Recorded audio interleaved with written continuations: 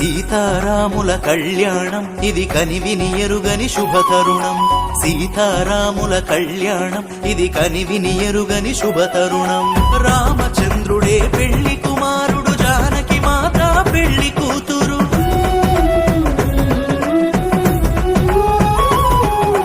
అవనిలోనే ఆదర్శపు జంట, చూసిన కనులకు కన్నుల పంట. సీతారాముల కళ్యాణం ఇది కనివిని ఎరుగని శుభతరుణం.